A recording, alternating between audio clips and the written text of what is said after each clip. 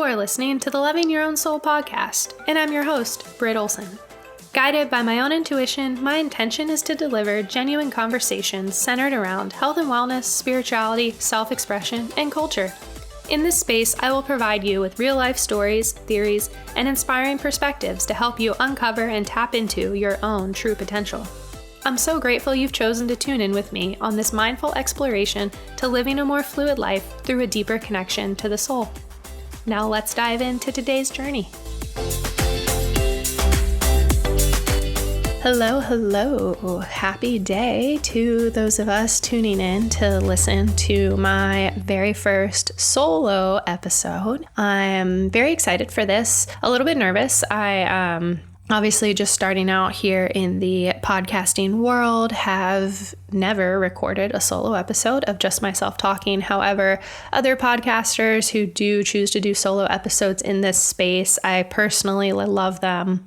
I find them so informative, such a deeper look to who that individual is, many of my favorite hosts, what just really sparks them, experiences they've been through. And it almost feels like that kind of candid one-on-one conversation. And oftentimes I leave them feeling as if I was just sitting there having a conversation with him or her myself. So I am excited to bring this to you all today. If you do have any feedback, I would obviously love to hear it, both negative and positive, although I don't believe that there truly is any negative feedback because we are all always able to do better, achieve higher, and just continue crafting our own crafts. But before we get in today, obviously I want to pay tribute that a lot of us are still in quarantine at home, dealing with COVID, dealing with a lot of the economic repercussions, financial strains, health strains, fears, so much going on today, a lot of anxiety. And for me, it's funny, we recently, over the last month or so down here in Florida, when we went into quarantine, my husband actually has a chronic illness, autoimmune disease. So with that playing very close to heart, we have been very cautious in that regard, started quarantining a lot sooner than most Floridians did, but that was just for our own personal choice, social responsibility, and just something that we decided to do. However, once the whole state went in, we discovered that a lot of the local farmers were making produce deliveries and things like that. So we started jumping on that bandwagon. You place your order once a week and then they will come deliver it. And it's amazing. I actually hope of a lot of different things we've experienced these last few weeks. I do hope the deliveries from the farmers will continue. While with that, I certainly do miss the farmers markets and all that goes on with that joyous Saturday morning experience of making the farmers market haul. However, this morning,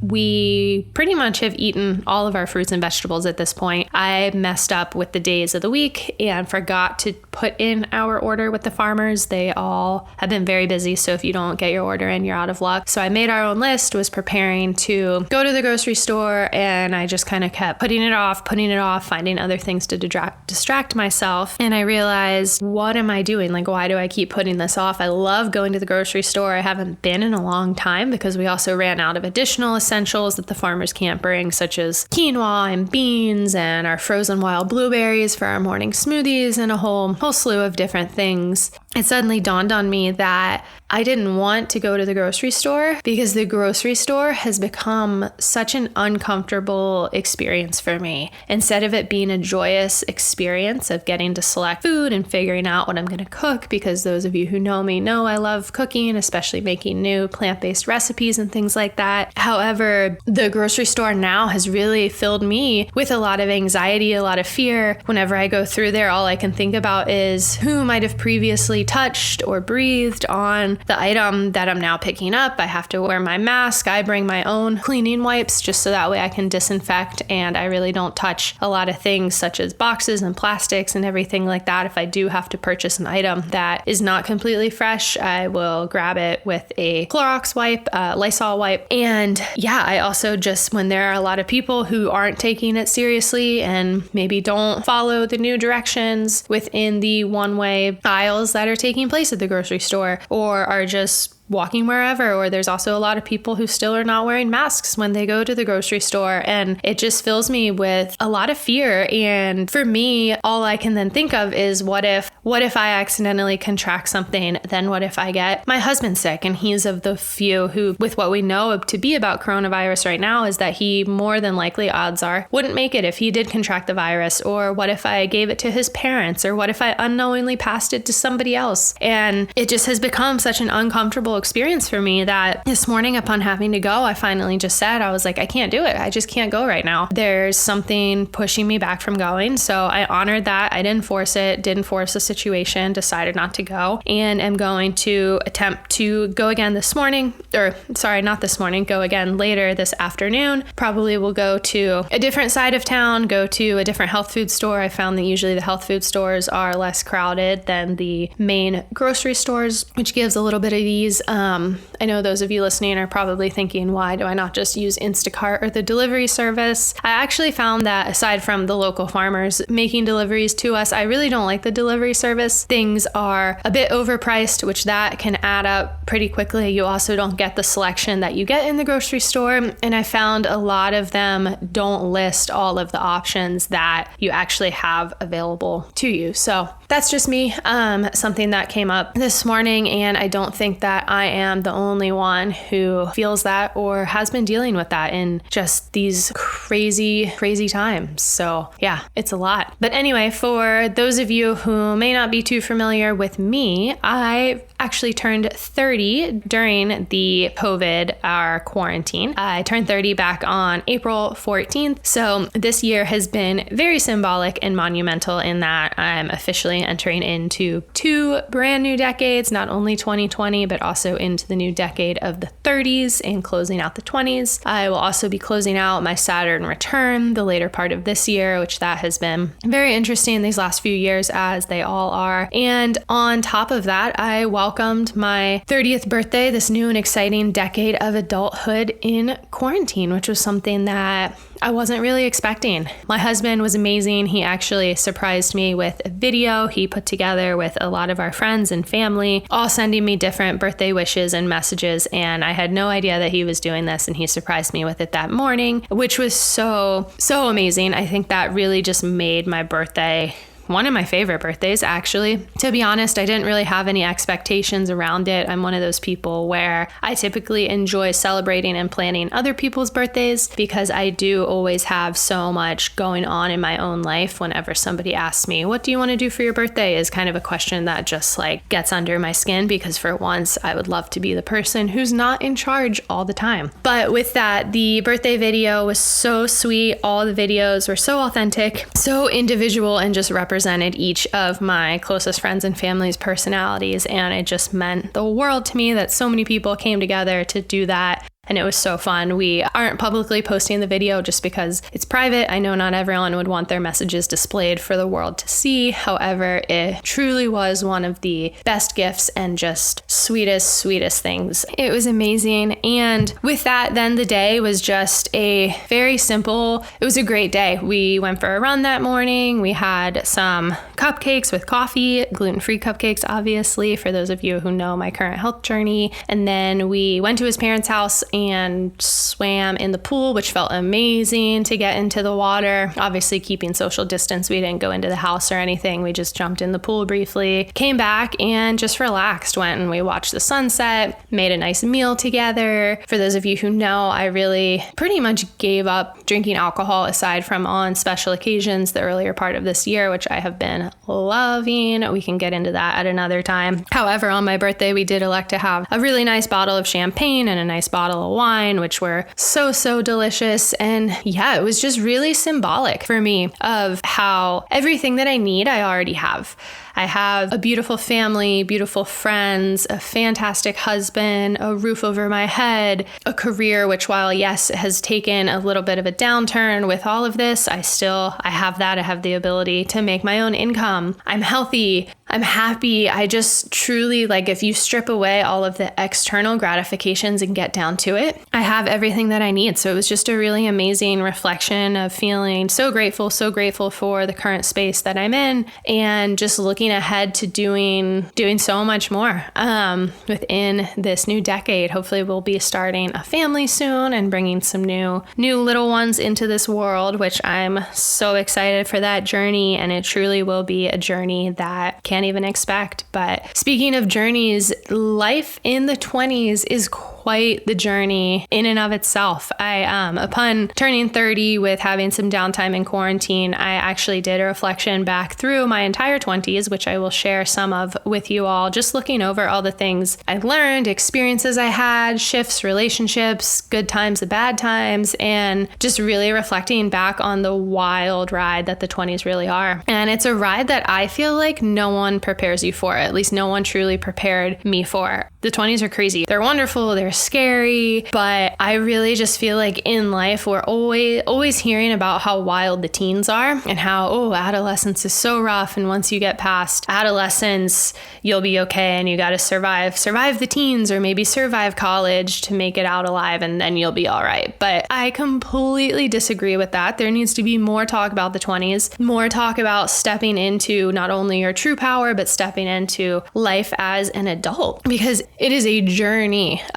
It has its ups and downs, high moments, low moments. But for me, maybe it's because of entering into more of that adulthood. I have a deeper sense of awareness for things compared to being a child previously. However, in looking back on everything, I just truly do not understand why nobody talks about the 20s and why it's always teens are kind of what you have to survive there. So if anyone has any information on that, especially those in the psychology realm, or can help me understand more the maturing of the brain and different things that we go through in the human evolution, I would love to learn more, because it's an area I found very, very fascinating. But with that being said, please don't get me wrong and think that I didn't enjoy my 20s, because I loved them. It has been my favorite decade by far. They are so much fun. I wouldn't trade them for anything. I remember upon my brother turning 20, I was like, get ready. You are in for like the best time of your life. And then even when you turn 25, you hit this whole new area. I mean, if anything, the 20s could almost be split into like kind of 3 different segments, from early, mid, and late, because every year of your 20s is truly different from the other. However, I think for me, and looking back on them, I would have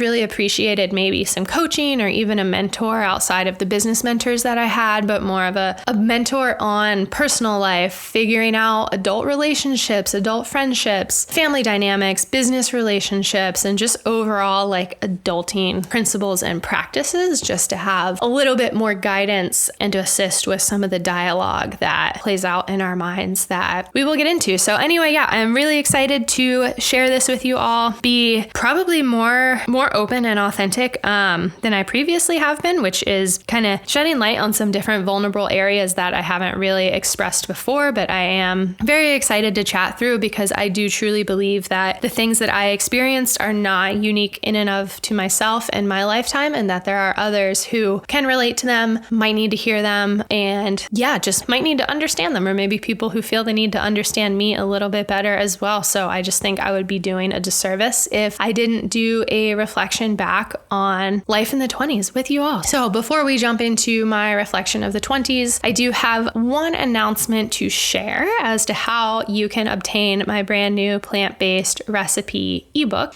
As you may know, ratings, reviews, subscriptions, and shares are crucial to helping podcasts grow and inspire more individuals on a global level. So in exchange for a rating and review, I am giving each of you my free plant-based recipe ebook, which includes 25 plant-based recipes, everything from smoothies, desserts, dressings, lunches, dinners. There's a whole bunch in there, even some different twists on your favorite comfort foods. So to get this free ebook, all you have to do is rate and review this podcast, screenshot it, and email me the proof at lovingyourownsoul.com. On top of it, for those of you who elect to rate and review and send me proof, please be sure to do so by May 31st so that I can enter you into my special podcast launch giveaway, in which I am giving away a huge gift basket of some of my favorite brands, including Four Sigmatic, Hum Nutrition, Liquid IV, Pura Vida, and many more. So all you have to do, like I previously said, rate and review the podcast, screenshot it, and email me the proof. And one more thing, for those of you who elect to go a step further and share the podcast or your favorite episode thus far, please share it on Facebook or Instagram Instagram, and in exchange, you will also receive one additional entry into the giveaway. It's super easy. I know that was a lot of information. I apologize, but please know that I am forever grateful for you for tuning in and listening, and also that your ratings and reviews are truly what will propel the success of our podcast and in exchange help more people.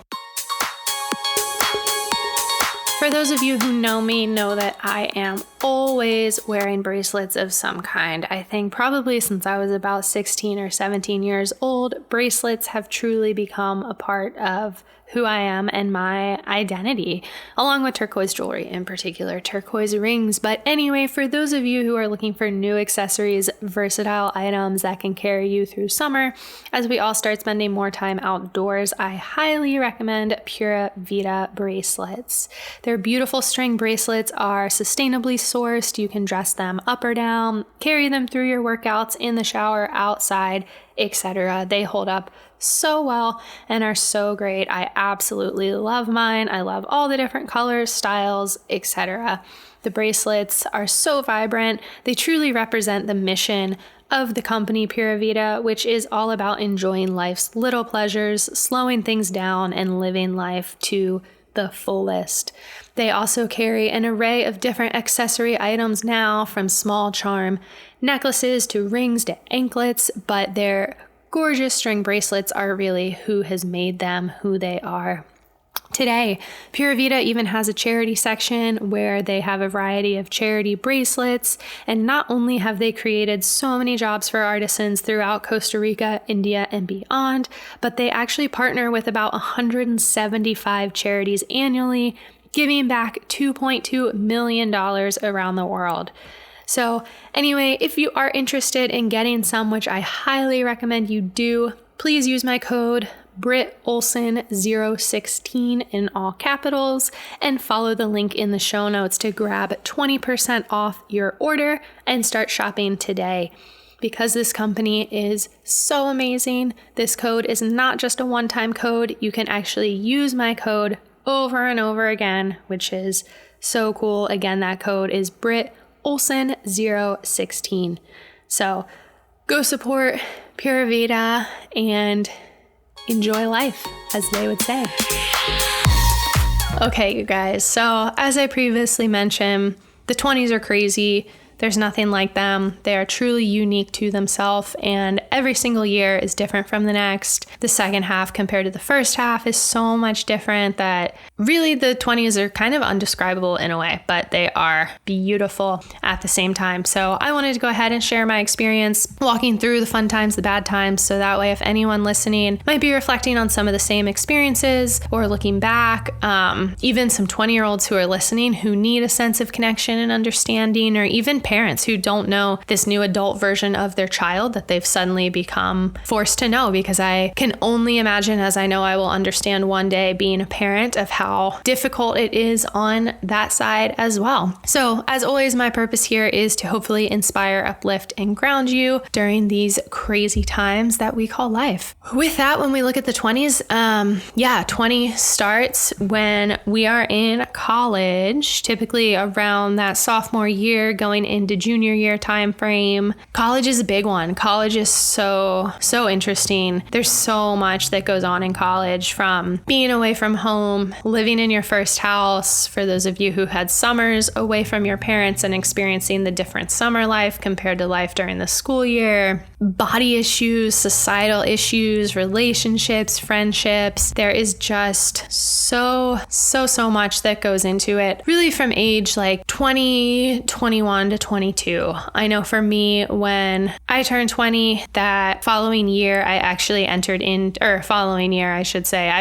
my birthday's in April. So when I turned 20, I typically turn a new age at the end of a school year, always in the springtime, and then entering into the next school year that fall. When I turned 20, I entered into my first very serious relationship. Not to say that previous boyfriends and dating and relationships were not serious. This was just my very first serious one. 21, I had always dated, always had small boyfriends or friendly relationships and things like that. Kind of up until that point, you kind of have your casual dating in college, which is more just late night drunken hangouts, trying to balance the hormones and the emotions and all the things that we all feel during those precious years. But for me, I had always kind of felt as if I was always watching friends of mine have relationships, get guys, being what seemed to be in these happy relationships. Whereas for me, I just felt like I had so much trouble connecting with different guys. Like I could connect on a surface level, but connecting on a deeper level never really seemed to happen for me that often. And I was always a romantic at heart. I grew up loving the Disney movies and kind of having that like imagination of a prince and a princess and meeting your one true love. And for me, I was also never good at, if I wasn't completely feeling something 100%, I couldn't do it. I know I had watched girls who only seemed to be maybe like 30% into a guy, yet they were able to carry on these kind of long relationships with them. Whereas for me, it typically would end within 1 or 2 days or 1 or 2 dates, because I just had such a hard time. And I don't want to call faking it, because I don't think that's it. I just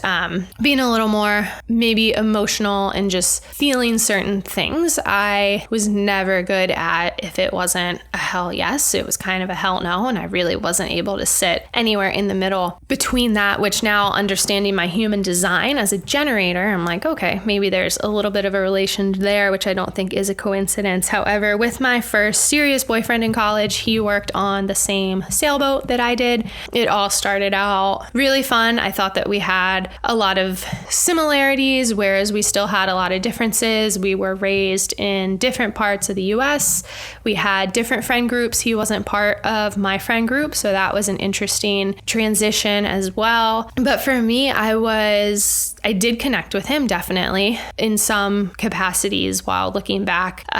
It's just dating is just different back then for sure. However, the relationship went from being fun and games and very lighthearted to understanding control and just sometimes a human's need to dominate other people and control other people. And I wouldn't say that I extent myself in the relationship, but I definitely did to a certain extent. Just being that I had different motives at the time. I was very driven all throughout college. I always had all these internships, and I was always kind of in my head like a few years ahead of the place where I currently was. I never felt fully present, because I always felt as if I should be a few years ahead of where I currently sat. So with that, at that phase in college, having a serious relationship became very important to me for whatever reason. And now that I do look back at this as I'm saying all of this, I think it was right before I turned 21 was when we had just started dating, because my senior year was when I had moved away. I went to Charleston on an internship. I was a sport management major in college, so we had to, the final semester, that last spring semester in college, take a 40-hour internship was our final semester, and I did it in Charleston, South Carolina at what was the Family Circle Cup and now Volvo Car Open. But anyway, in that senior year after the fall semester, because of the relationship that I was in, and it also wasn't all the relationship, it was where my headspace was at and what I thought was important, and not listening to my true self, not listening to my intuition, letting the ego get in the way, and just being really confused. I lost my close friends during that time period. Luckily, we've regained traction since then, but it was definitely tough. I felt as if, given the relationship and certain things that were said to me, that I had no choice but to stay in this relationship at the expense of my friends. Different stories of them was being told to me through that relationship, and I just had a lot that was going on in my head, and I wasn't making conscious decisions strictly for me. So yeah, it was interesting. I was definitely struggling with balance through that. The relationship had ended. I had gotten cheated on for the first time, which was completely devastating to me. For anyone who's ever experienced that, especially experiencing that at a young age, you can definitely relate the heart shattering that goes through that, especially at a time where your hormones and everything is so imbalanced in the body, and you really don't know how to handle yourself, how to handle other people. people, your own emotions. It is a weight that shakes you unlike any other. However, we did end up getting back together. And then given some other similar situations that took place, once again, we did end up breaking up shortly after college, which was for the better by far. However, with that, having a serious relationship in college, like I said, that was my first one in my early 20s. That was exciting. It was a lot. But yeah, it was cool though. And then looking back at college in that relationship, it was kind of the first time that I had gotten a taste of somebody who wasn't a very healthy eater. I was always very healthy. I grew up in a very food conscious household of always being aware of what we were putting into our mouths. I myself have always struggled with body acceptance and kind of body image issues. I've always felt as if I've been the chubbier one of my friends, the chubbier family member. Just my weight has always been something that has always been at the forefront of my mind that I've never truly expressed, because it was one of those things for me that if I didn't express it, it was as if nobody would be able to notice it, which in hindsight, nobody really cares what you look like. Like, I can't remember the last time I've looked at somebody and physically judged that person based on how they look. However, for me, those were the stories that were going through my mind, and they definitely did through college. I remember my good friend and she was always very, very, very health conscious as well. Like, eating healthy was a big part of college, and then eating healthy then kind of transitioned to how little could we eat, like with late night study sessions and just having class all day, like surviving off of only Diet Coke all day, and then maybe only eating a pack of frozen vegetables that night. And it's so interesting looking back at just the restrictions that we held to our bodies, and just really food was like such a different sense of control during those early 20s. And the term healthy is so much different than what I know it to be now that I understand the true meaning of health. But even drinking like energy drinks, it was when that Celsius product had come out where you were supposed to like burn calories while drinking it. It was like their marketing tagline. I would drink a lot of those while studying, chewing gum, and then you would almost like not eat so that way the alcohol would hit you faster once you would go out. But then it was because we had our bodies at such like high levels of restraint that once you started drinking, then come the end of the night, somebody would have pizza or somebody would order pizza, and then you would eat, a couple pieces of pizza. Or our biggest feat was chips and salsa. It was like our favorite snack, and it was like, oh, chips and salsa, like we're so bad for eating this, which is so ridiculous. And then the next day you would beat yourself up about everything you drank and ate the night before. You would have such anxiety from the different hangovers, and just such an emotional roller coaster in looking at those just early 20s with body image and everything. But in that serious relationship in my early 20s, after turning 21, I had actually gained a little bit of weight. I wasn't working out quite as often. My relationship was not the healthiest as well. So I definitely went to food as kind of an emotion. And then the person I was with at the time also wasn't the most healthy eater as well. So for me, I was eating different things that I really hadn't eaten my whole life, which is kind of a story for a different time of somebody who, just had different eating habits. Again, like there's no wrong or right way to eat. It was just different foods and things that I had never had. So for me, it was kind of like eye-opening and almost exciting in a way of like, oh my gosh, it's okay to eat this food without thinking you had to later punish yourself or being worried about the calories or always calling it like, oh, it's a cheat meal, so to say. So it was a little less restrictive in food. But because of that, I was also in a relationship that I wasn't entirely happy with. I had my eye set on graduating. I was so ready to be done with college. I was just ready to get out into the workforce. I was one of those people where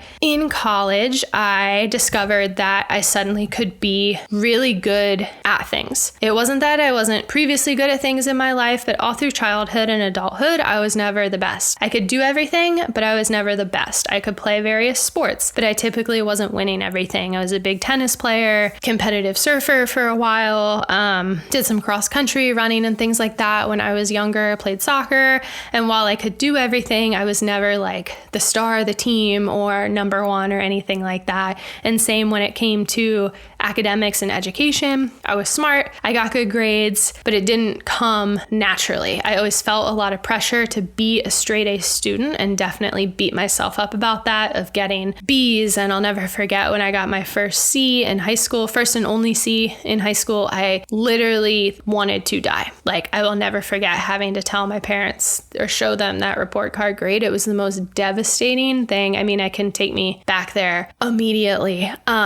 We had a lot of high aspirations were set at home, always a lot to kind of work up to. And not that that's a bad thing by any means. It's, you need to set goals and be high achievers and everything like that. I just, for whatever reason, the way I was wired, and who knows, maybe it was different dialogues. I can't fully, haven't been able to tap into it yet, but trying to be the best was something that always felt like something that I should be doing. No disrespect at all to my parents or how I was raised, because I had an amazing childhood and they've been such a huge positive impact in my life through this very day. However, like I said, I don't know if it was certain things the way I was wired or dialogues that I subconsciously held on to, but for me, trying to be quote unquote perfect or be the best was something that I always tried to get to, yet was never able to fully get there until I went to college. And then I figured out that I was suddenly really good at the major that I decided to take. I was a sport management major, but definitely took the alternative route,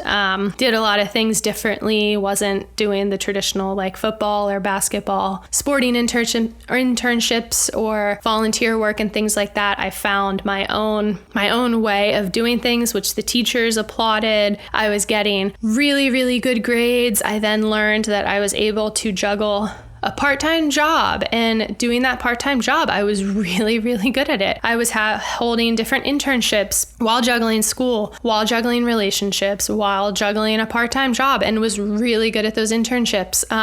Whether it was organizational skills, event planning skills, sales, just having that like drive inside of me. And it was contagious and it felt so good and it pumped the ego. And it was like, wow, I finally found it. I finally found friends who were the friends that I've always been looking for my entire life. Not that I haven't had friends my entire life, I have, but I've just never found that true connection aside from a couple individuals. But I truly connected with my friend group in college who are still to this day some of my very best friends and closest relationships. I was kind of opened up to like my people, so to say, that I had always been searching for. And on top of that, I was opened up to my gifts and my talents at the times. And it really just kind of went from 0 to 100 really quickly and felt like, wow, everything I've kind of been searching for my whole life, I'm suddenly getting it. And this is amazing. And then equally in return, I was being applauded at how I was so good at everything. I could balance so much. I could wake up at 3 a.m. to start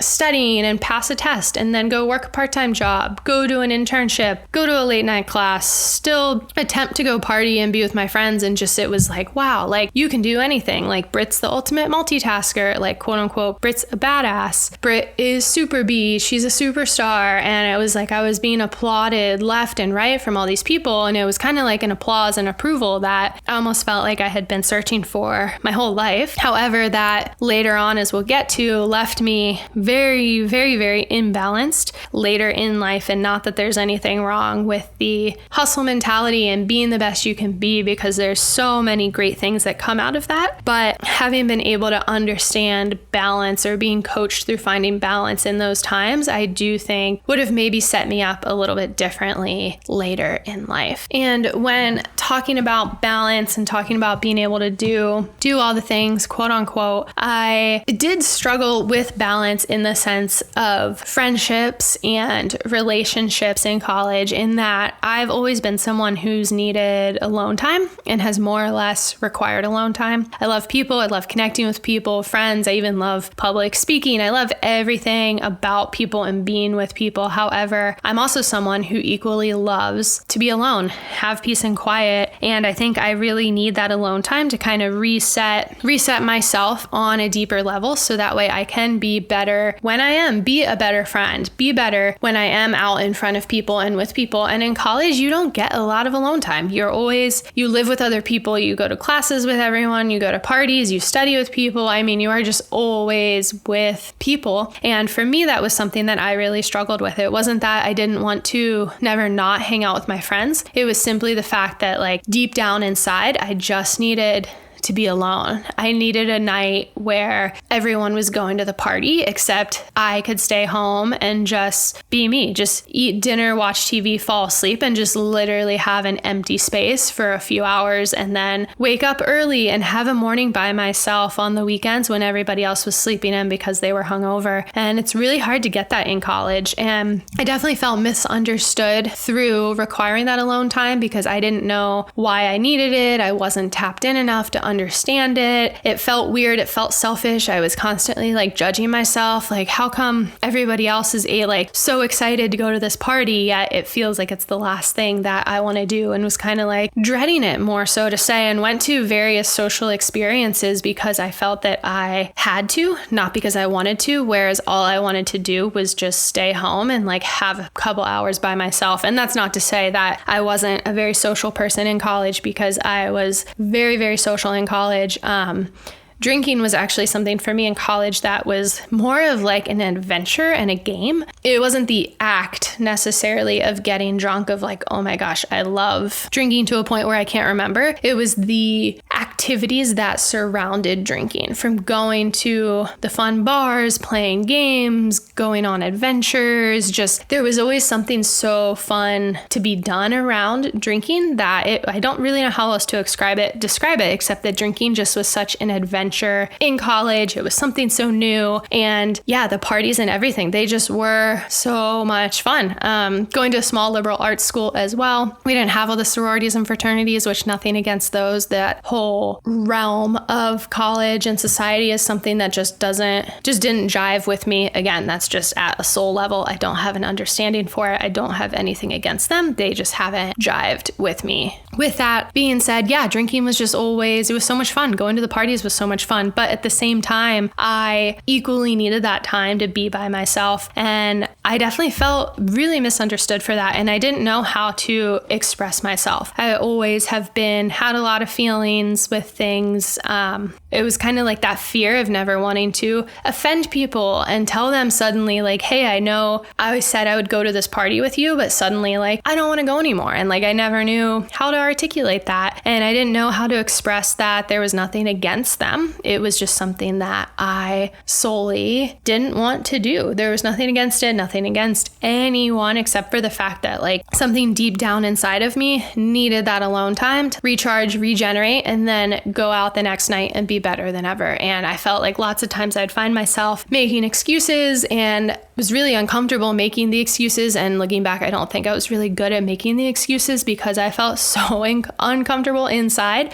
But it was like I never knew how to say, I don't want to go to this party, or I don't want to hang out with you. I love you. However, I just need to be alone right now. And, now reflecting on this and saying this as an adult, I'm like, oh, come on, it's not that hard to say those words. And I'm sure a lot of people are saying that. However, if you can put yourself back into a 20 or 21-year-old mindset, it's really hard to say those words when you have so many emotions flying through you constantly and are, also at a point where you're trying to impress people and you're trying to impress yourself as well, and kind of be this person of society who society wants you to be and who other people think that you should be. From college, you really then enter into the 20s is really kind of where it all actually starts. For me, I graduated college, had moved in with my serious boyfriend at the time. That quickly faded. I was devastated. I felt very lost at that time. Like I had said, I had lost my close friendships at that time, which I ended up building back later. Thank goodness. Then went into living alone. I was working a lot in the surfing industry. I was doing a lot of different competitions, freelancing, large scale, small scale, getting to travel. It was my first taste at traveling for work, which I felt was the best thing in the world. Working the events and running the competitions and getting a taste at working sales and PR and marketing. And marketing was very different back then as well. Instagram was just starting to make an emergence into the scene. Oh my gosh, it was just so much fun. I kind of shifted that heartbreak into passion, into power, and really stepped into my own in my career realm during that time of working all the different surfing competitions and things like that. And then during that time period, I felt a pressure pressure. I don't know if it was an internal or external pressure, but that I wasn't supposed to be doing the things I was doing, and that finding a 9-to-5 job and a full-time job, quote unquote, is like the route to go and the safer route, safer financially. It's just, what you're supposed to do. I had all these dreams of traveling the world, working surfing competitions, or just traveling the world in general. I wanted to go off and backpack through all the different countries. And at this point, I had been very, very blessed in that one of my best friends grew up in Switzerland, so I got to go visit her for a summer. I had been to previous countries through childhood. I had definitely had travel under my belt, but travel for me was something that has just always been so innately ingrained in my soul. It's not this like, I need to go. I was never a fancy traveler. I just wanted to be one with different cultures, different experiences. I really don't know how to explain it, except that travel for me is just, like I said, it's something that is ingrained in my soul and something that is who I am. And I hope that one day people will be able to better understand that aspect of me, because I think the will and want to travel can come off as extravagant or the negative term of selfish, or, who are you to think that you deserve to go travel the world? But at the same time, who am I not? That is your soul. And we were living in the age of the internet and information, and you're learning about these different bloggers and how it is more common for people in Europe, kids in Europe, to go travel for a couple years, kids in Australia to go experience these countries. And I just have always felt this strong tie to not only the Latin and Spanish speaking cultures, but Asia as well, ever since I was even a really small child. For me, travel was a big thing. And then getting that taste of travel through work travel, of being flown to different events, working in and out of hotels, working with different people from all over the country and some all over the world. It was just unlike anything. Like, I, at age 22, was truly on top of the world. And on top of that, everyone, again, kept applauding me for how good I was, how mature I was for my age, how I was able to handle so much, could juggle so much. I must be an old soul. And when I say like more mature for my age as well, I think my maturity is something that has always been a positive in my life. Like I said, I've always felt as if I've been a few years ahead of my time. However, at the same time, I think sometimes my maturity got me stuck in different situations, in that when, God forbid, I should actually act my own age or do things true to my own age, or true to,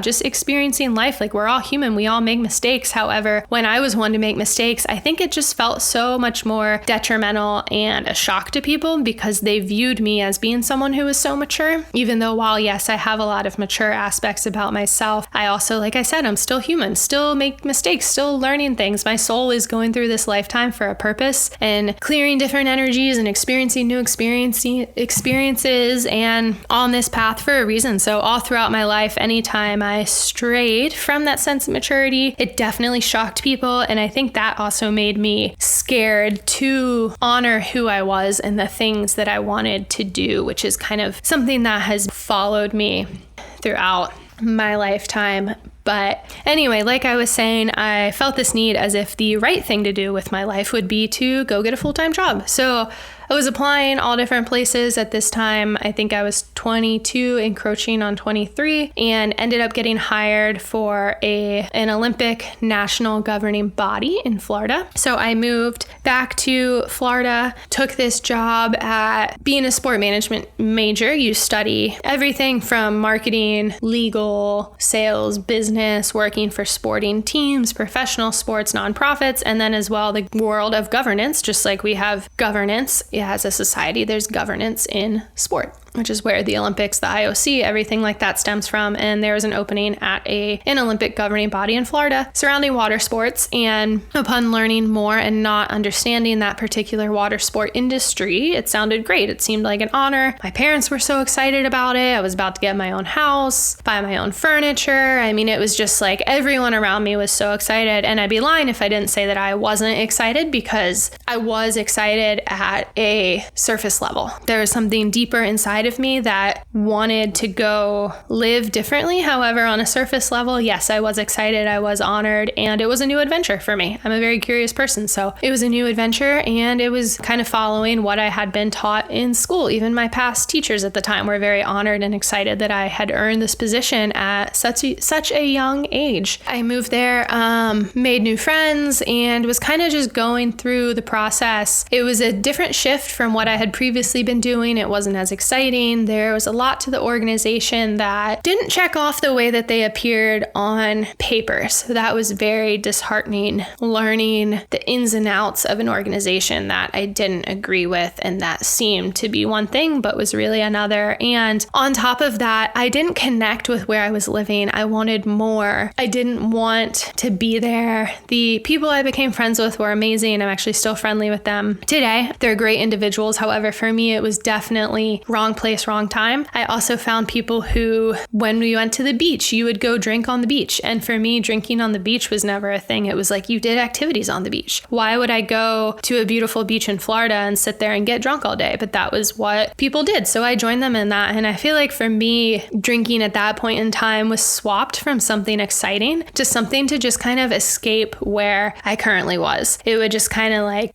blur out all the other emotions I was feeling. It would take me out of the situation where I currently was. And I remember sometimes too, in a lot of situations, I'd be like, well, this is not what I want to be doing or where I envision myself right now. So I'll just start drinking like the rest of them to almost just forget about it. And it wasn't that I didn't want to be with those people and didn't hold genuine relationships. I did. Like I said, it was just a wrong place, wrong time at a soul level. And connection, and I mean, that just goes to show like connection is big. Connection is a part of who we are as human beings. So it's very important that we still find those senses of connection, even though they may not always be perfect. They still are something to honor and to be with at those particular times. So in that experience, because I had met so many people and had so many connections through different things I had done previously to getting to that point in my life, I was receiving a few different job opportunities.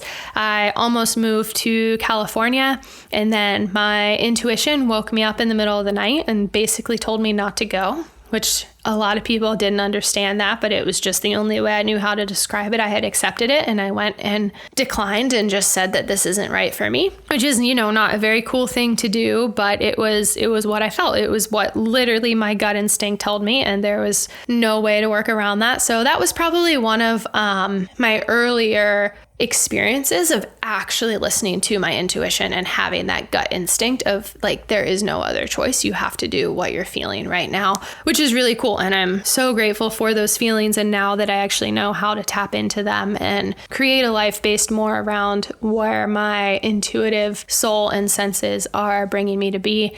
Within that experience, I then received an offer to move to New York. The group I had done my final internship with in college was based out of New York. Upon meeting that group of people at that internship, I remember feeling like, wow, I found my people. They work in events, yet they're fast-paced like me. Before, I had always been working in the water sports, and not that they're fast, not that they're not fast workers. They're just a little bit slower. They just do things differently, whereas this corporate New York group was like, they were fast-paced, they were on it. It was glamorous. It had all the things that I wanted, and transitioning out of sports into more of corporate marketing, corporate event plannings, to me at the time, it was a no-brainer of why would I not do this? This is going to be everything. While at the time, I always figured I would move to California at some point. New York City was just as great, a new adventure. It also kind of curbed that need for culture and travel and that whole side of me that I kept pushing deeper and deeper down inside of me and trying to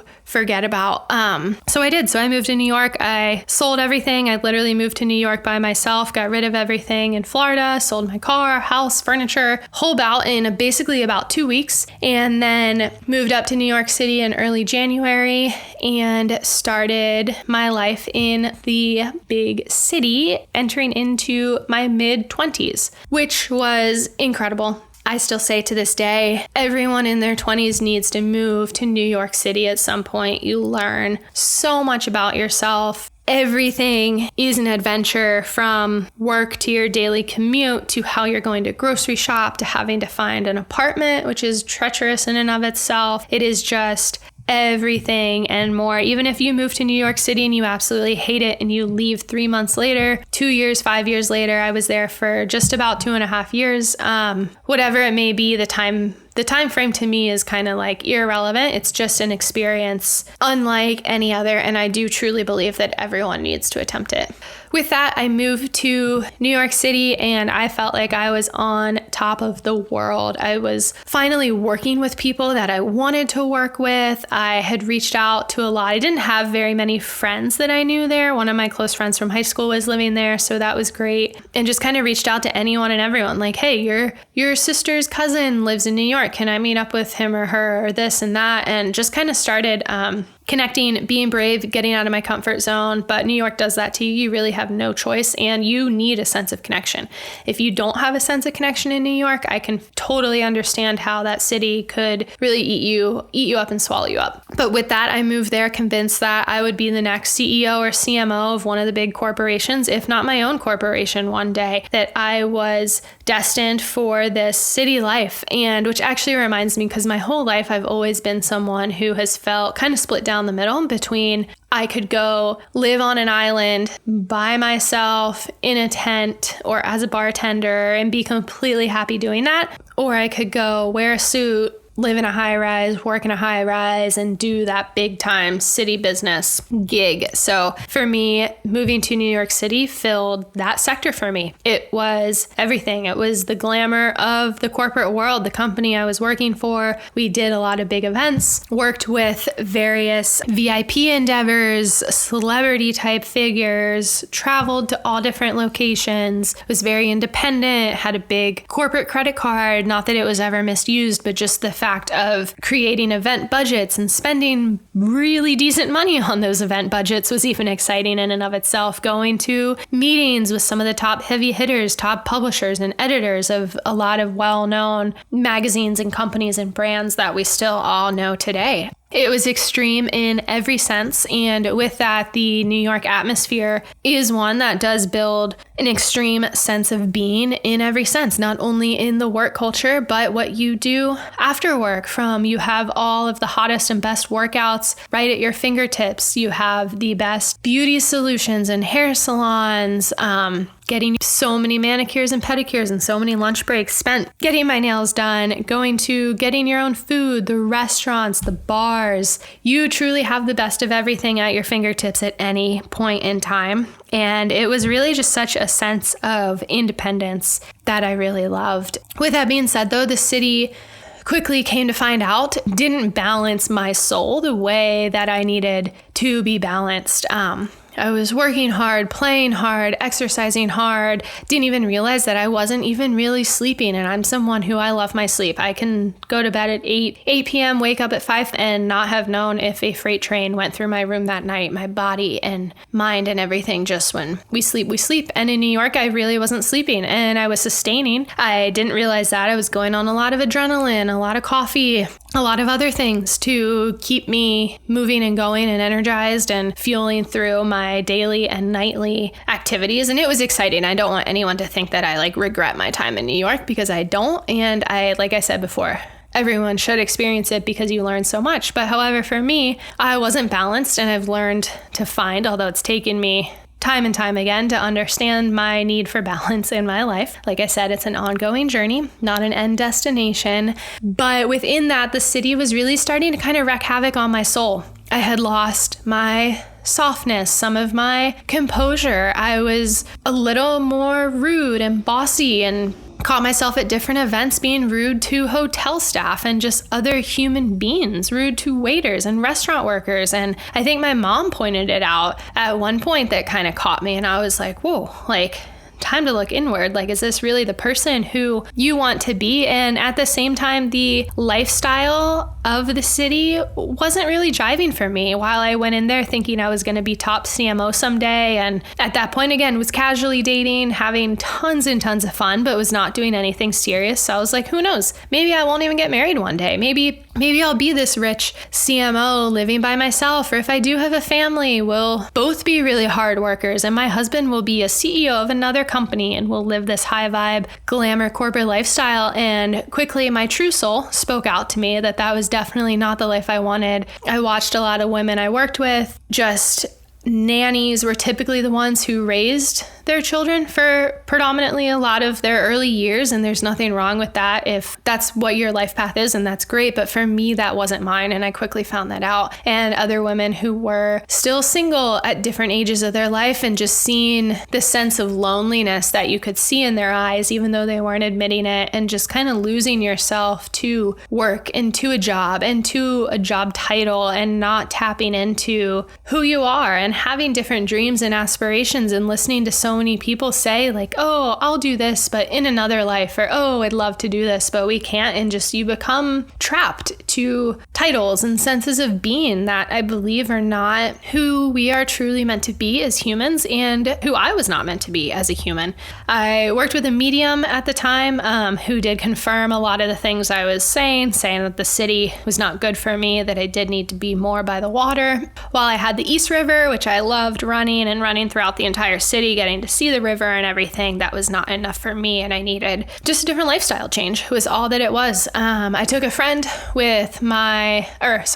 trip with my good friend and roommate at the time down to Puerto Rico, to Rincon, which actually happens to be the spot where I got married this last November. A very, very special little slice of paradise down there. It's truly a town for the more adventure inclined, but it is a great place. And that trip really brought me back to my sense of who I was, what I craved, what I yearned for, what I needed in life. And from that trip, I then went back and forth from maybe I'll move overseas, maybe I'll get a job in London, maybe just living in another country, but still in a decently hustle bustle city is what I want. Or maybe I'm going to take off. There was lots of talks of me at that point in time just going and traveling the world, actually taking off from there, ditching everything in New York. I didn't have much at that time. So what more of a perfect opportunity to go travel the world? And then all those different dreams and thinking that I was ready to leave the city was intercepted by my old job in Florida, who was suddenly hiring again for a position more aligned with myself, and a position that I was striving for back when I had worked there the first time. And at the time, I didn't know this, but was told a lot of lies that convinced me to move back to Florida. I was sold just a lot of different stories and promises that were never made. However, it pushed me to move the city. I did transition back to Florida over on the West Coast to the Tampa area, and it was great. It was a wonderful transition. In making that transition, I met my husband and reconnected with a girl who's now one of my closest friends that we had only briefly worked together when I was there the first time, and then our friendship truly took off in my second round there. I was still doing a decent amount of travel for work, so that was fun, and thought that this was the way to go. But with that, quickly learned the organization still was not what it had cracked up to be. There was a lot of flaws, a lot of things that couldn't be fixed, a board that refused to be changed. They were a membership organization, so they were controlled by the members, and everyone knew they needed to change, but nobody was willing to let those who could initiate change actually do so. So it was pretty much like beating your head against a brick wall. Just to kind of go back a little bit more to my time in New York, one of the things that did happen in New York was I reconnected with so many friends near and far. Really, the friendships that came out of New York and the personal experiences were so incredible. I just had so much fun there.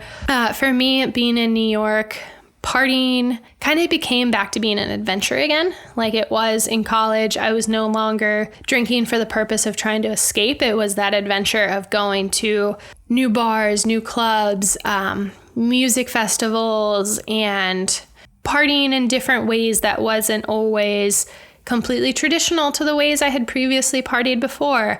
Mixing the arts and music with partying was a new experience that I really had gotten a little bit of before moving to New York, but New York truly excelled that. And it was so much fun going back and forth to different cities as well. I spent a lot of weekends taking the train to go visit friends or going to new areas. And yeah, it was just like, for me, instead of using partying and drinking or other activities and things as something to escape by, it was more a way to feel naturally energized and lit on fire, when at the time that I didn't know, but now I know looking back, my life wasn't being naturally lit on fire. So the drinking and the adventure and the passion and all of that, outside of the workforce in New York was really what fueled that and fueled a lot of additional habits and things that upon leaving New York, I carried a lot of that with me. And it took a while for me to really kind of disconnect from all of that, rewire my brain away from certain habits, connect back within. It wasn't as if I just moved from New York back to Florida and then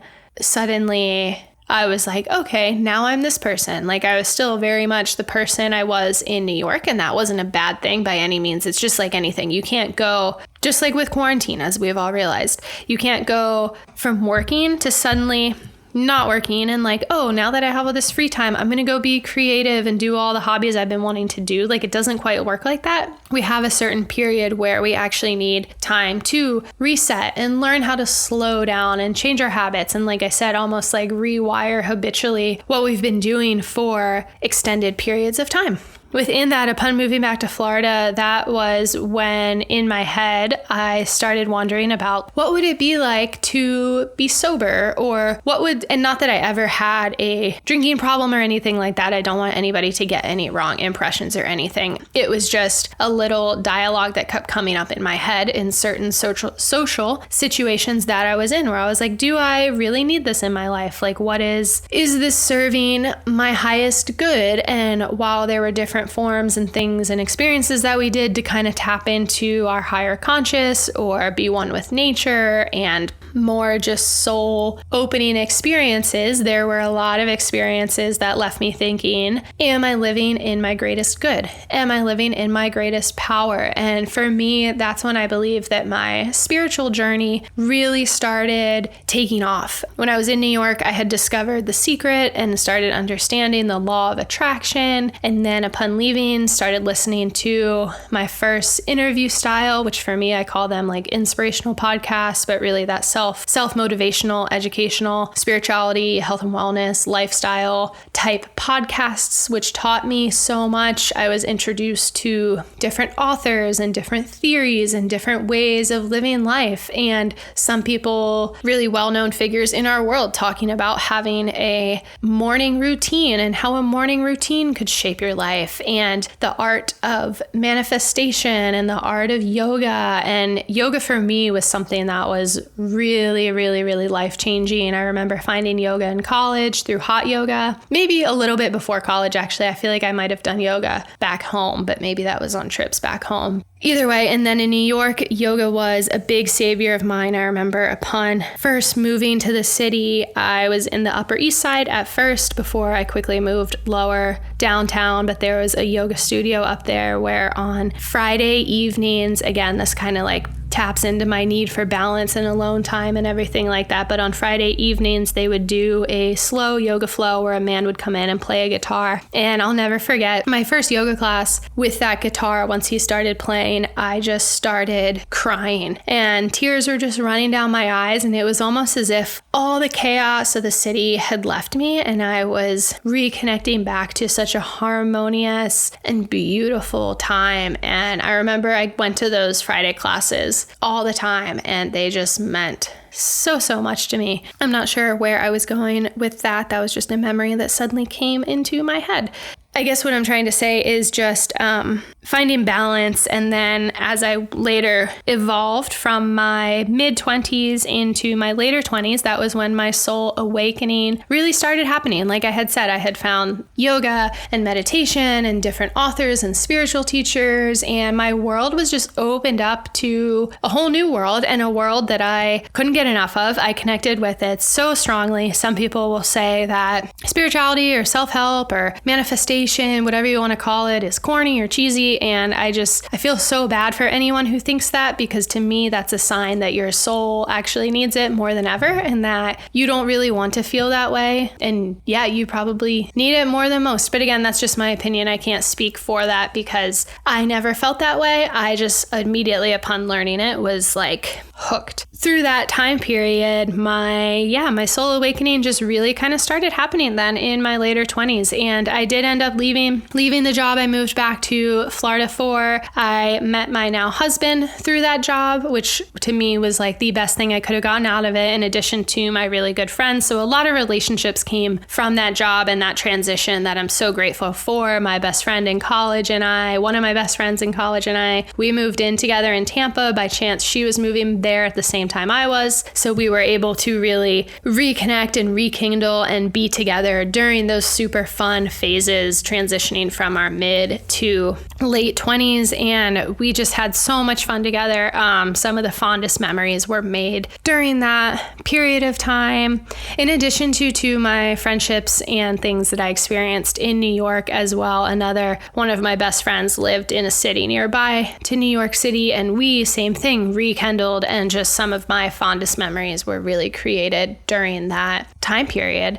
Yeah, I then transitioned into a little bit of a lapse period, being in between jobs. And in that time period, I kind of re-tapped into my love for writing and blogging. And I had all of these ideas that I really was set on doing. Again, I thought that I was going to pick up and go travel the world. And which is something, it's like they say, what is for you will never leave you. And the idea of picking up and traveling the world still to this very day has never left me. And it scares me a little bit, because now that I am married, not to say that anything is not achievable, because I do believe it is. It's just about your perception creates your reality, so to say. But at the same time, it's something that I never honored or was told I shouldn't be doing, or it wasn't the right thing to do, or that's, how do you think that you deserve to even do that? Were some dialogues I heard around that. And for me, it just was always really soul crushing. And I, to be honest with you, am terrified that I'm going to wake up in 15, 20 years with a beautiful family and still have that part of me that never got to do that. I know there's,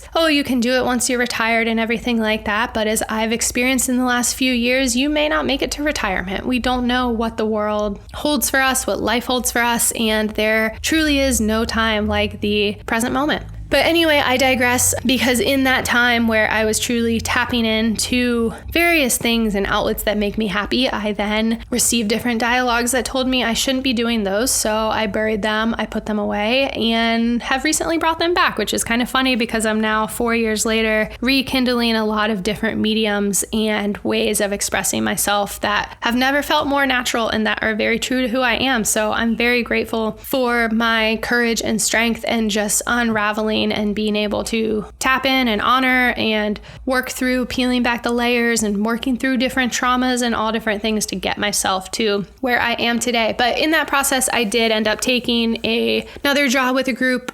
This time it was in the nonprofit world. I think I was 26, 27, probably 27 at this time. And it seemed like a great thing. It was a group managing nonprofits for professional athletes and doing events. It was another events position, which was what at the time I truly believed that I loved doing, even though I know now that events actually stress me out more than anything, are probably the most detrimental to my overall health in many different facets. But that might be a different episode to chat about. Not that they're a bad thing. You learn a lot in them. But anyway, within that group, I then experienced my probably biggest learning experience in my working career. I was with a group who were very, very, very faith-based, but they did not mirror the things that they should have been mirroring.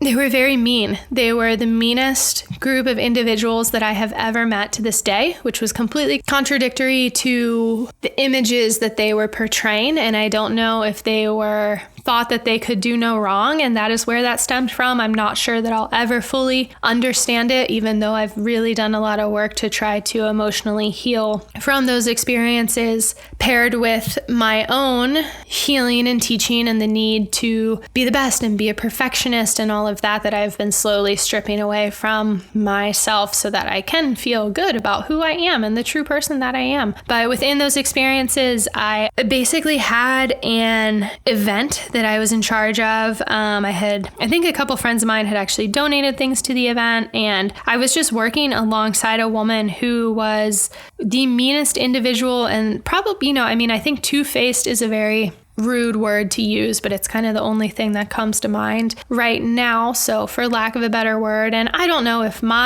there was some karmic energy going on where there was something in my energy field that she didn't like. And really the entire group who I was working with, they couldn't have been more excited to hire me. And then from the day I started, they pretty much wanted nothing to do with me and were bullying me to a point that I had never experienced, not through high school, not through adolescence, college, anything like that. I had never been bullied so terribly that I really didn't know what to do about it. They were trying to sabotage my work. They did a lot of things to set me up so that I could not succeed. And this one woman in particular, we were supposed to be working together. We were more or less co-workers, and we would go to these events, and I don't know if she would get so stressed or what would happen, but she would actually just shriek at me. I mean, she would yell at me. My mother never yelled at me like that in my entire life. And I remember telling, maybe it was Dan, my husband, boyfriend at the time, of like, I've never been spoken to like this in my lifetime. I've never been yelled at this. And it wasn't as if I've lived this like privileged life of never getting in trouble, never getting reprimanded, because I did. And I've messed up many times in my career, as we all do, and had gone through getting in trouble, doing something, doing it wrong, needing to get over it, needing to chalk up to the mistakes that we made and tell someone we made a mistake. But this was like, I could do no right. Even if I were to just breathe, she would just shriek and scream at me, and I didn't know how to handle it. I completely unraveled. I was terrified of her, and I wanted nothing to do with her, to the point that I was convinced that if I could run one event perfectly by myself, that suddenly this group would accept me. So I tried to control everything solely out of fear. It was almost like an animalistic, that like fight or flight, in a way, psychologically, that happened to me. And I couldn't really describe it to anyone. I described it a little bit to my parents. My friends, I didn't know how to even tell them, so I just didn't tell them, and that left a lot of misunderstanding at their part, where our relationships were kind of struggling then, and that they weren't understanding me. I was dealing with so much on the other side, I couldn't even talk about it. I just kind of went into a shell. But anyway, they really sabotaged my event. Everything, it didn't fail, but there were a lot of things that took place that I had never experienced before. I had never experienced something not going pretty close to perfect. So it was a huge learning experience for me. I think a lot of people I met in that time were also equal spiritual teachers to me as well. Looking back on it, things that I've learned, things that I'm still learning and trying to work through from those experiences, but it was really, really rough. And then there were some things that took place within the organization that were not completely ethical. So the true person in charge ended up firing all of them. And then suddenly myself and another individual who I didn't work that closely with were the only ones left. So I went from the rug basically getting ripped out from underneath of me to suddenly being the only ones left and being finally handed, like, now you can more or less do everything and be in charge of everything. And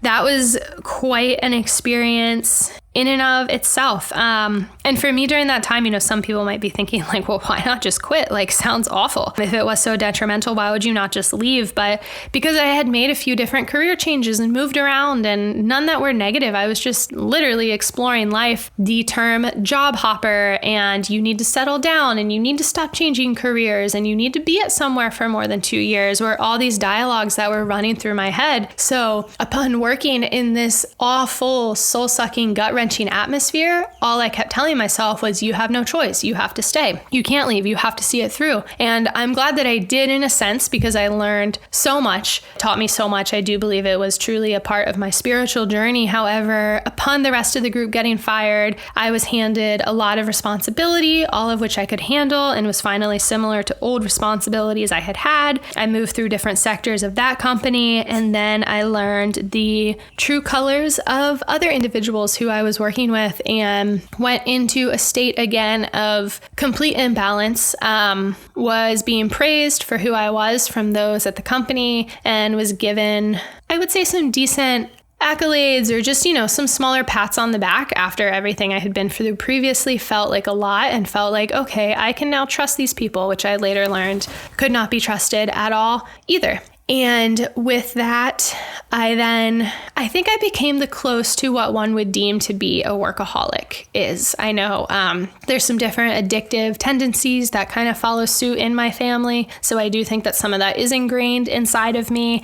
And yeah, I was working all the time. I was receiving so much pressure from work. I was in and out of different apartments and places. So at one point I was commuting over 4 hours a day. I would get up at 4 a.m. to go get to work early. So that way I could get myself situated before everyone else at work would get there because it was such a high intensity environment. And then I would be working until 7:30 and then make the drive home and get home, come closer to 9 o'clock and eat dinner or not eat dinner or eat dinner on the road, fall asleep, wake up and do it all again.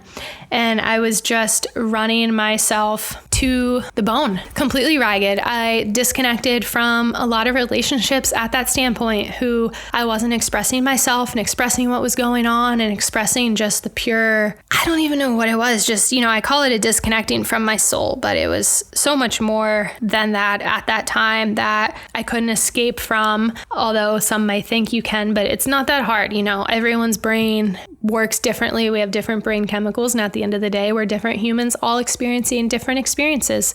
But within that, I disconnected from a lot of close relationships at that time in my life, which luckily we were able to build up from that. And our relationships have never been stronger, in my opinion. You know what they say, what doesn't kill you makes you stronger. And I do truly believe that. I woke up one day and suddenly realized that this life was not for me. The life I was living, it wasn't who I was. Somebody had asked me what I like to do for fun at that time point, and I realized I couldn't answer them. I literally could not. I remember telling them, I like to run and do yoga. And in my head, I was like, I haven't gone for a run or done yoga in how many months? All I was doing was working. And even on the weekends, I was trying to get caught up on work. And if I wasn't working, then I was just drinking and kind of using that as an escape as well, of just to kind of forget about everything. And then was filled with so much anxiety, different bouts of depression, and just so much that took place during those years. But again, I don't regret any of it. I just wish I would have had a little bit better coaching and mentorship. But I truly do believe that all of those experiences have brought me to where I am today, which I am very grateful for. So with that, I woke up one day very, very frustrated. A couple things had taken place at work and decided to go ahead and quit. So I quit, and that goes into the chapter of the last 2.5 years of my 20s where I started my own business. I started a marketing company focused around nonprofit strategy, nonprofit events, digital marketing, social media marketing was really kind of taking off at that time. And I was able to take all of my experiences and be my own boss, be my own teacher, work with different clients and have client relationships be my teacher. Actually was able to hire individuals to work for me. And upon just cutting all of those ties of trying to work in different situations and hold jobs that didn't align with me and just different positions that, again, on a surface level aligned with me of what I thought I wanted, but I wasn't truly listening to what I wanted and what set my soul on fire and what was really important to me. It was a lot of just confused opinions, confused decisions. I've realized now looking back that I made a lot of decisions based on what I thought others wanted and what would make others happy and how others would view me, instead of making those on what would make me happy and what I wanted. So would I do anything different? No, not at all, not even close. But at the same time, I do wish I would have tapped in a little bit sooner and listened to myself, but I don't know if I would have been able to if in effect I hadn't gone through those experiences and learned all of that. So anyway, within that, I then started my own company, was pretty successful early on, getting a lot of different clients, traveled throughout the world. I had a few clients who took me to different parts of the world, different parts of the nation, working with them, which was exciting. My relationship with Dan completely flourished. We were engaged November 2018 and married November 2019, just about a few months ago. Within that, once I had finally kind of more or less gotten over those career life imbalances, we were hit with another learning curve where my husband got extremely sick. I was only 28 at the time. time, and he suddenly was rushed to the hospital when I was in Bali, and I flew all the way around the world to get back to him, and was suddenly hit with a health crisis, and understanding that life can really be gone at any point in time. It can flash before your eyes. So that definitely changed my perception of a lot of things. Right before that, after I had really treated my body very poorly, I spoke a little bit of it in my early 20s, but my relationship with food has always been more of a negative one. I've always had a fear of food, a fear of eating too much, a fear of eating if somebody right next to me wasn't eating, instead of just honoring the fact that my body was hungry, always counting calories, always being so terrified of too much fat and this and that, and just living this controlled world surrounding food. That food was always such a stressful thing for me. And then I, right before Dan had gotten sick, started learning about these plant-based lifestyles, and had different influential people I was following on Instagram who were all out in California, and learned about the medical medium and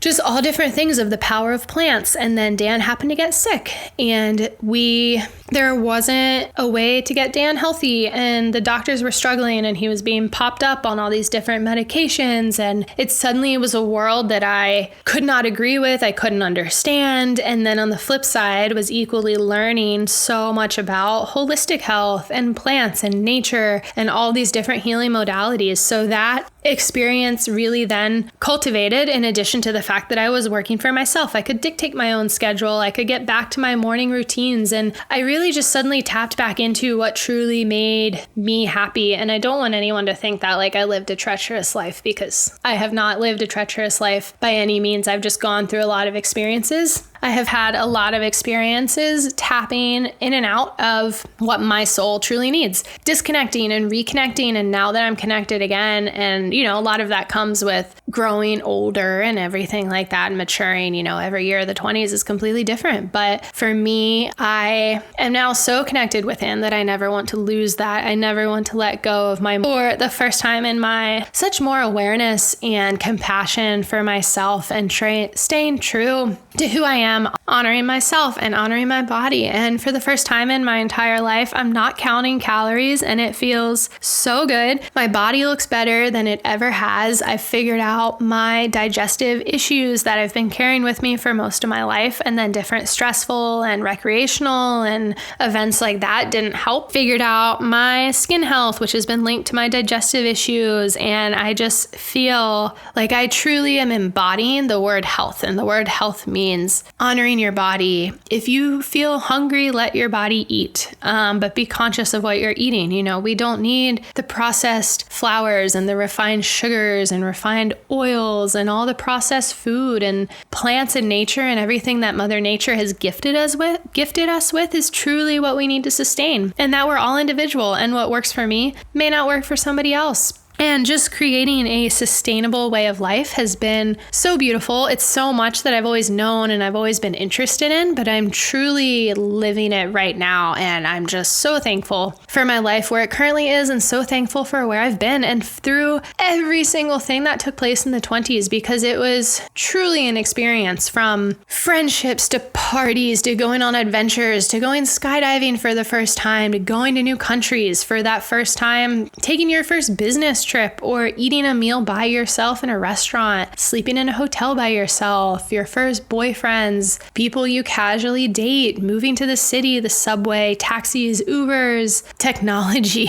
cell phones, social media, fashion, music festivals, art festivals, different apartments, decorating and undecorating places. Gosh, what else? The beauty elements, the food, the drinks, the cocktails. And for me, actually, it's funny, with the cocktails, I think I mentioned this upon moving back to Florida. The dialogue in my head started questioning, or not dialogue, just voices in my head of, do I need external things to make me happy or to make me confident? Or am I possibly maybe drinking something to suppress other emotions or to disconnect from a situation that I don't want to be in? And have always kind of had this question in my head of like, what would it be like to be fully sober? And I went through this with coffee, of questioning, do I need coffee? What would it be like to remove coffee from my life, which I've done? And now I cannot drink coffee because I almost get drunk off of it. It makes me so jittery. I'll never forget when I fully removed coffee from my life, which is not as hard as it sounds. And then I went back to having it after some time. I think I had to like stop working for the day. Like I had to like sit down. I needed like a big meal, the rush of caffeine that was flowing through my body, which we all build up resistance. And I was able before that to drink a lot of coffee. And it was just wild to suddenly witness my body experiencing it again. And since then have done so with salts and oils and sugars and just witnessing that, removing salt. And I was always someone who would douse their food in hot sauce. And since removing salt, I can't take hot sauce. Hot sauce literally feels like it's burning off my tongue. And I attribute a lot of that to the saltiness and the combinations that are within it. Nothing wrong with hot sauce. If you still eat hot sauce, good for you. I love it. I completely understand the passion of where you're coming from. But since then, I also questioned sobriety and do I need to drink or do I need other things in my life? And I recently this year have tested the waters of not drinking. Aside from on special occasions like my 30th, we did have a nice bottle of champagne and wine, and that was so much fun. And I do think there are certain situations where drinking is fun. It is part of a lifestyle. It is enjoyable and part of a lifestyle and very fun. It's fun to try nice cocktails or have a nice meal with a really nice bottle of wine. I'm not doubting that, but it's the drinking every weekend or the drinking every night or not even enjoying what you're drinking because you're just solely looking for that drink or being comfortable in social situations without alcohol, which can be hard for a lot of us. And I feel you. And I've tested it and I love it. It's really funny. I feel so much more connected and grounded and in my true self when I'm not drinking than I ever have before. It's removed a lot of anxiety from my life that I've previously think that alcohol has brought to me. And yeah, nothing against those who drink. This is, again, a new journey that I'm venturing on. Kind of funny that it's happening now as I embark on this new decade as well, but it's one that I'm open to experiencing and am just going to kind of see where it takes me. So that is, I think that's pretty much it. But for me, when it goes from turning from your 20s to your 30s, yes, there is something about that 30 number that feels really big, really different, really uncomfortable, and I know is now going to be another amazing journey that I'm really excited to embark on. And for me, I'm really went into welcoming the 30s with arms of love versus arms of fear. Not welcoming them with this like an adrenaline junkie mind of I can't wait to like take on the world and see what's next, but just like compassion for myself and that I can't wait to experience this new decade, watch my relationships continue to bloom and cultivate, welcoming new relationships into my life, welcoming new interests of mine. I probably will be making a slight career shift, as there's a few different things that I'm adapting and learning into my life that I will tell you all about at a later time that I'm very excited about, mostly from some new interests. And yeah, I got married recently. We officially moved in we had been really living together on and off for a while now, but just actually connecting to a home space and feeling settled. I think settling is really the big thing, is settling with someone. And settling doesn't have to be a negative term. Settling is really warm. Settling feels nice. It's nice to have a roof over your head and a space that you connect to and that you're excited to be in. And for me, a place that I also work from. So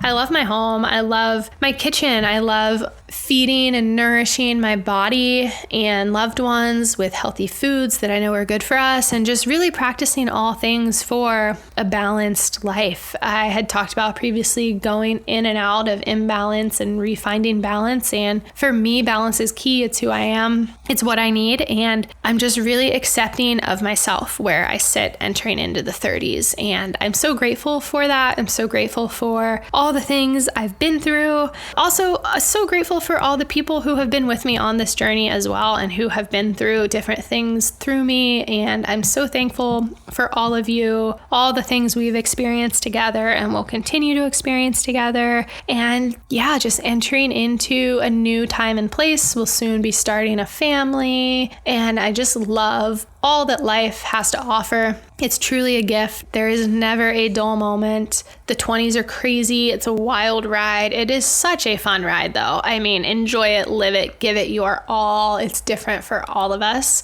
And with that, I can't wait to see what the 30s have in store, because if I look back at when I entered the 20s, what took place was not what I would have imagined. And I think that is the beauty of life. And with the 30s, while I can sit here and have certain viewpoints or aspirations of where I think the 30s will go, I know that they too will have their own story and their own journey and will basically follow down the path that is set for me, because there is always a bigger plan in place for all of us. And for the first time, I'm really open to just surrendering to the universe and my higher power, and focusing on doing best by my inner self, so that way I can, in exchange, live the life that is meant for me and that is true to me, but also help other people to find their true senses of being and belonging and connection, because it is so, so important. And I understand how hard it can be to express yourself, how hard it can be to try to communicate what's going on inside of you outwardly, to communicate with your friends, to communicate with your parents. I mean, I still struggle with the acts of communication, and I know I'm not the best at it, but I'm learning, I'm trying, and I hold compassion for myself, really, in everything. So life is a beautiful journey. I love it. I love all of you. I'm so thankful for it, and I am so thankful for all of you for choosing to tune in to listen to me rant about life in the 20s. Hopefully you gleaned a little bit of inspiration. Hopefully I didn't scare any of you, because that was certainly not the intention behind it. And hopefully it will also give you a little more confidence and peace of mind for where you are in your own life. But before I leave you today, as I mentioned earlier, if you've enjoyed your time here with me, please be sure to subscribe, rate and review, and share this podcast. If you do so, email me proof to lovingyourownsoul@gmail.com, and in exchange, I will send you my free plant-based recipe ebook filled with 25 amazing plant-based recipes. In addition, between now and May 31st, I will also be giving one lucky winner a gift basket filled with my favorite brands, including Hum, Nutrition, Pura Vida, Liquid IV, Four Sigmatic, and so much more. And to take it one step further, if you elect to share this podcast on your social media, you will receive an additional entry into the giveaway, so we can all win big in some aspect this month. Really, it's just simply my way of saying thank you, and in exchange, hoping to pay forward the amazing inspirational energies I've gleaned from the podcast space to hopefully exchange and inspire others with this new journey.